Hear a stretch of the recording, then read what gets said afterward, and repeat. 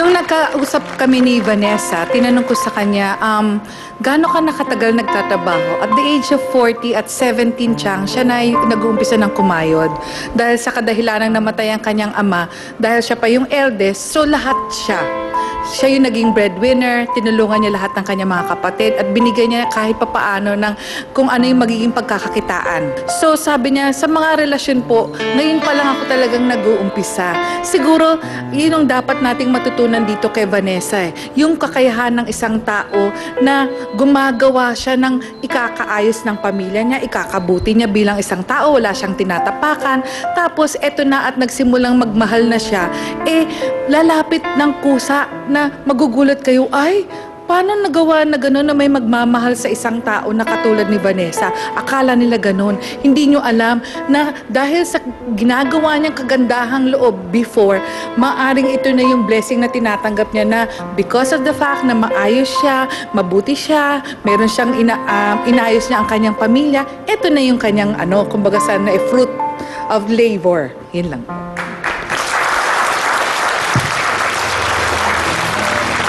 Bawat tao po'y nagnanais na lumigaya at magbigay saya. Ang tanong dyan, kung papaano. Ikaw, Vanessa, ay nagbigay ka ng saya sa comedy bar, saan-saan. Ngunit hindi hanggang doon ka nagbigay ng saya. Ang pagbibigay ligaya at tuwa sa mga tao, hindi hanggang doon lang sa comedy bar. Dinala mo ito sa labas. So ang payo ko sa'yo, laging maging masaya, at laging maging masunurin sa kalooban ng Diyos. Yan ang magbibigay saya sa iyo at sa lahat mga taong nakakasalamuha mo. Salamat po. Thank you very much sa ating trio tagapayo. Alam mo, nakakatuwa kasi nasabi ng ilan sa ating mga staff na habang nasa likod pala itong si Rex, talagang nakikita nila na meron siyang malasakit kay Vanessa. Na nung naglalakad si Vanessa, talagang inaalalayan niya, ginagabayan niya. So maaring baka nga tunay yung pagmamahal ni Rex para kay Vanessa. Pero aminado ka naman doon, Vanessa, na hindi ito panghabang buhay. At isa rin sa sigurong dapat na nating tanggapin matapos ang naging pag-uusap natin, Shena, ay talagang hindi inagaw ni Vanessa sa'yo si Rex. So, Vanessa, ano ngayon ang estado ng relasyon ninyo ni Shena? Sa akin, wala na yun eh. Siya lang naman gumagawa kasi ng kwento. So, wala na talagang problema sa akin. Pero handa ko naman siyang patawarin. Sa akin naman, Chang, best friend ko siya eh. Mahal na mahal ko yan. Kaya lang talaga kung paano ako magalit. Kilala mo ako, di ba, Vanessa? Kaya nga naging mari tayo eh. Miss na ko na yung bonding natin. So siguro magiging magaang o madali para sa lahat kung matatanggap mo na talagang si Rex, ang pinili niya ay si Vanessa at 3 taon na silang nagsasama. Masakit man, Shena, pero yon ang katotohanan kasi. So tanggap mo na, Shena? Okay na kayo ni Vanessa? Ikaw, Paolo? Okay na rin. In fairness, Chang, mukhang swerte naman si Vanessa kay Rex. Mukhang maayos na lalaki naman itong isang... Ikaw ba, Rex, meron ka pang message para kay Sheena? Kay Shena? Hindi, ang ano ko lang sa kanya, ayusin yung relasyon nila ni Vanessa kasi magkaibigan sila. Ayoko naman yung ako maging dahilan ng pag-aaway ng magkaibigan. Wala naman sa akin, wala problema sa akin. Oh, wala naman daw problema na, Shena. Ayan. Oh, yun naman pala. Si Paolo. Ano, Paolo? Problema sa akin. Makukurot kita sa singit, itong batang to eh. So, ha? Oo, talagang nakahawak si Vanessa sa hika. May message ka ba? O, quiet na. Ito na inaantayin natin.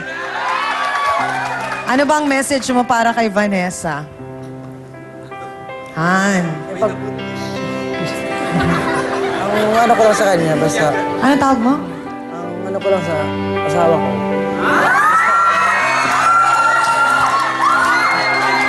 Sorry na lang sa inyo.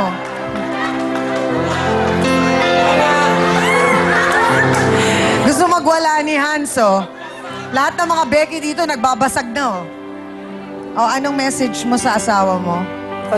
Pagpatuloy lang yung kabaitan niya sa akin, sa pamilya niya, hindi niya kalimutan yung Panginoon na basta yun lang sabi ko sa kanya. Kasi mabait naman na siya eh.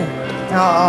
Mabait naman tao sa Vanessa. Huwag niya kalimutan ng Panginoon para laging alalay sa kanya, sa pamilya niya, sa relasyon namin. Oo.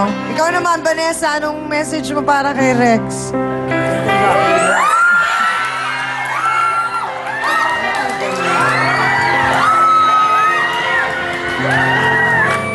Oh, magulos dili ang mga Becky dito.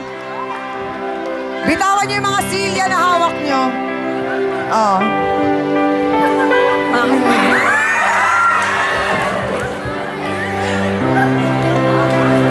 Hindi, sa kanya sabi ko naman sa kanya, hindi habang buhay kami. Sabi ko, paghanda ka ng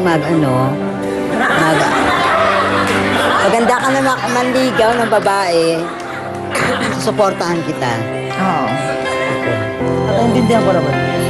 Ang mahalaga ay sa isang punto ng buhay ninyo, kayong dalawa ay nagmahalan.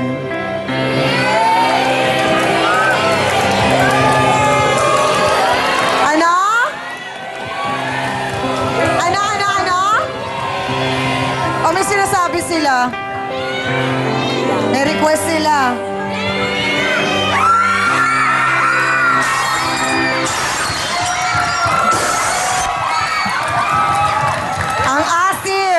Asim na mga mukha ng nasa puti, kabilang na si Hans Mortel. Malungkot si Hans.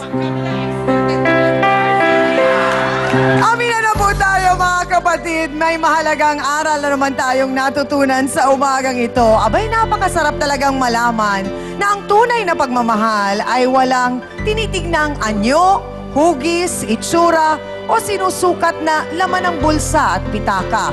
Nakatuon lamang ito sa kung ano o sino ang tinitibok at nilalaman ng ating puso. Sa kabilang banda, hindi maganda ang manira o manlait ng kapwa para lamang maagaw ang atensyon at pagmamahal ng iba. Ang pagmamahal ay hindi nakukuha sa ganitong paraan. Bagkus, ito ay ginagawa sa pamamagitan ng pagtutuwid ng ating mga naging pagkakamali o ang pag-aayos ng ating mga sarili at pagkatao. Balang araw, darating din po sa ating buhay ang taong magmamahal sa atin ang habang buhay. At para po sa ating face-to-face, heart-to-heart thought for the day, walang maliit na pagmamahal sa taong malaki ang puso kapag nagmahal. Salamat po sa inyong lahat mga kapatid at syempre pa sa aking co-host na mai-inlove naman din sa future na si Hans Mortel. Sa in-love na dance squad. Eto mas in love, si B1 at si B2. At ang forever love nating lahat, ang trio Tagapayo. At ang love na love naman namin ng mga sausawero at sausawera.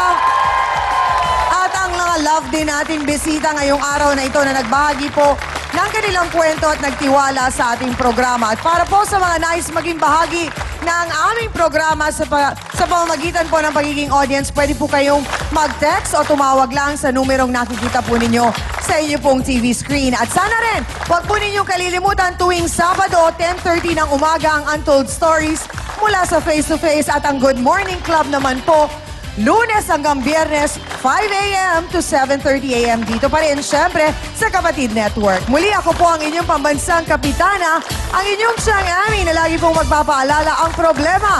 Pwede mong tawanan, pero hindi mo yan dapat talikuran. Kaya kung may problema ka, harapin mo, pag-usapan natin yan.